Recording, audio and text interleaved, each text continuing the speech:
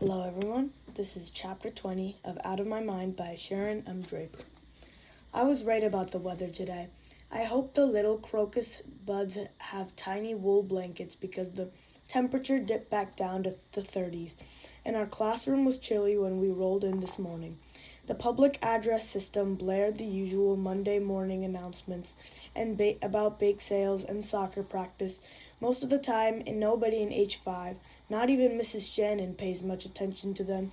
The craziness of our morning usually takes over. Mrs. Shannon had managed to get us a Wii game system. I don't know how.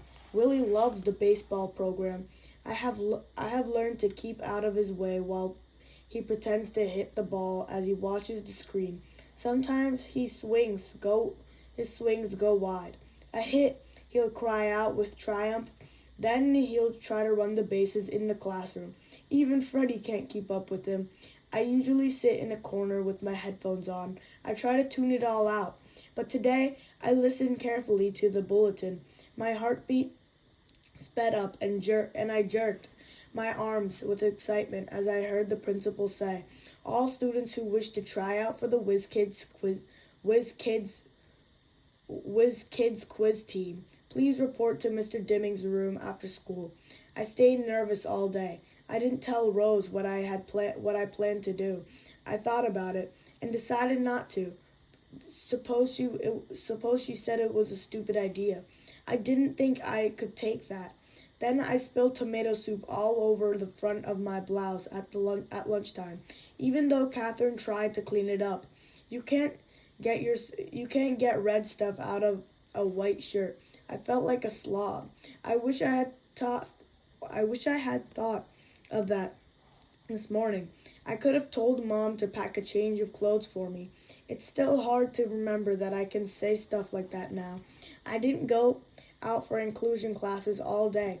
I wanted to study until the last minute, but as soon as the last bell rings, I grab Catherine's arm. "Hurry," I type, "to Mr. D's room." Even though I am in the electric chair, we set it to manual so she could push me. I am too nervous to drive. When we arrive at Mr. Dimming's room, a group of kids from my history class are already there, whispering together and going over note cards. They look up in surprise when Catherine wheels me in. "Hi, Melody," Rose says. "What are you doing here?" Her voice doesn't sound as friendly as usual. "Quiz team," I type. "She can't be on the team," I hear Claire whisper to Jessica, wrinkling up her nose. "She's from the disabled room." Molly thinks that's really funny. She screeches like a blue jay when she laughs. I decide to ignore them, even though I feel my anger rising. I have to stay focused. Several more students file into the room, from both grades 5 and 6. I don't know the 6th graders very well. They have different recess times. I wonder if they're smarter. They've had more time to learn stuff. A few kids point at me and whisper when Mr. Dimming hurries in carrying a stack of papers sealed in plastic. He scans the room to see who's there. He frowns slightly when he sees me, but he sets the test papers on his desk and greets us all. "Welcome," he says. "I'm so glad that so many of you have chosen to try out for the competition this afternoon. It's going to be challenging as well as fun. Are there any questions before we get started?" Connor, of course, raises his hand. "Yes, Connor," Mr. Dimming says with a good-natured sigh. Will we get pizza and stuff during practice like last year?" "Don't you think you need to make the team first?" his friend Rodney yells out. Rodney is right.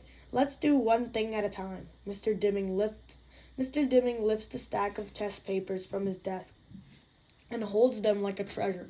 I hold in my hand the official test questions from the National Whiz Kids headquarters in Washington, D.C. I will be reading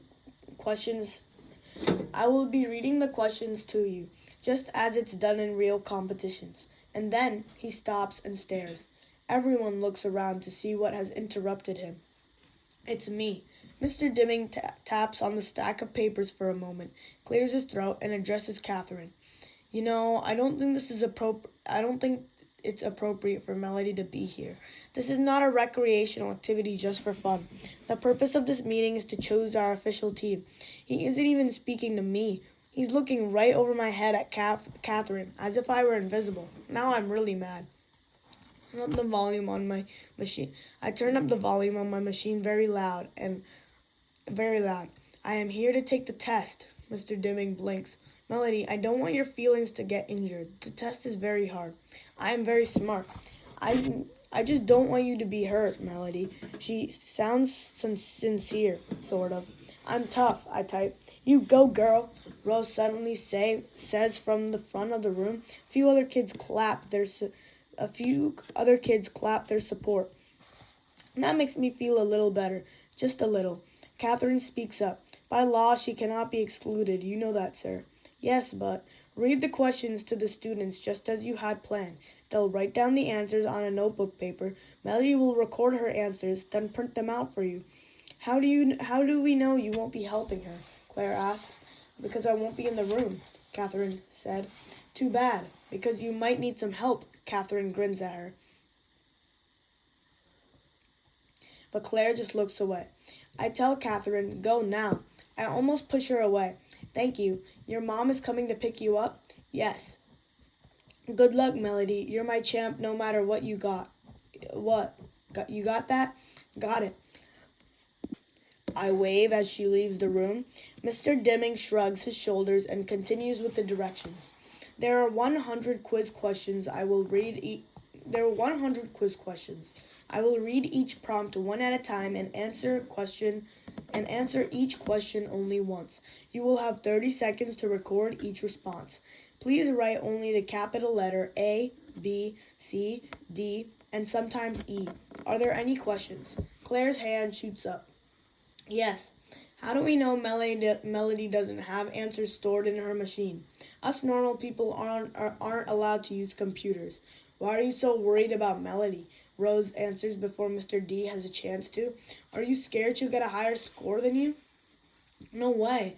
Then be quiet so we can get started. Mr. D smiles at Rose. Students, get out 2 sheets of paper, one to write on, one to cover your answers. We believe in honesty, but an extra sheet of paper can't hurt. Everyone shuffles to find paper and pen. Then a feeling of quiet expectation falls over the room. Mr. Dimming unseals the official test and opens to the first page. Let us begin, he says, his voice suddenly sounding very official. Number 1. The capital of Colombia is A. Brussels, B. Santiago, C. Bogota, D. Jakarta. He pauses while everybody scribbles their answers. I punch in the letter C. Good old Mrs. V in her capital quiz cards. Number 2, Mr. Dimming continues. Gerontology is the study of the elderly, germs, rocks, and jewels. I punch in the letter A. So far, so good. The test continues for the next 30 minutes or so. He asks questions about atoms and clouds, about fish and mammals, and about religions and dead presidents. Some of the questions I'm sure of. I guess on a couple. The math questions make me sweat. This is the hardest, most exciting thing I've ever done. The very last question is a killer. And number 100, Mrs. D says, relief in his voice. The small intestine of an average adult, if stretched out vertically, would measure about how long? A. 8 to 12 inches. B. 1 to 2 feet. C. 5 to 7 feet. D. 20 to 23 feet. I punch in the letter D, hoping I've guessed right, and breathe a sigh of relief. It was over. Pencils down, please, Mr. Dimming tells us. Make sure your name is on your paper, and then cover it with the cover sheet and pass it up to me. And everyone gathers papers and scribbles their names hurriedly. I push the print button on my Meditalker. A slim sheet with my answers emerges from the slide. Mr. Dimming walks back to where I sit and rips it off. He doesn't look at me. We're done here, he tells the class. Your parents were told to come pick you up, but if anyone has a problem with a ride, let me know. I won't leave the building until everyone has safely left school grounds. I am the last one out. I know my mom will probably come in to get me, but I have to leave on my own power. I turn on my chair and wheel around to face the door. Melody, Mr. D calls. I spin around. I hope you were not discouraged by all this. I was only trying to protect you from being hurt. I'm okay, I tell him. I'll be announcing the scores and the members of the team tomorrow. I just don't want you to be disappointed. I understand. Then I ask him, top 8 scores get picked. Yes, 4 team members and 4 alternates. I am tired and I've started to drool a little. I'm sure he thinks I'm a dunce. A sloppy one at that. I feel like the red stain on my blouse is screaming. Okay, good night. Good night, Melody. See you tomorrow. And you may want to wipe your mouth. I rub the sleeve of my shirt across my lips. The tomato-stained shirt. I can imagine what he was thinking. I almost bump into my mom as she hurries in. How did you do, sweetie? She asked breathlessly. Okay, I guess. To Mr. D, she says. Thank you for giving her an opportunity to participate. My pleasure, Mrs. Brooks. Melody is a delight, and I'm amazed. She's been able to achieve as well as she has. Yeah, right. A delight with drippy lips and a dirty shirt. Let's go, Mom. I type. I need to go to the bathroom, and I want to go home. Okay, guys, so that is it for chapter number 20 of Out of My Mind by Sharon. I'm Draper. I'll be back later for chapter number 21.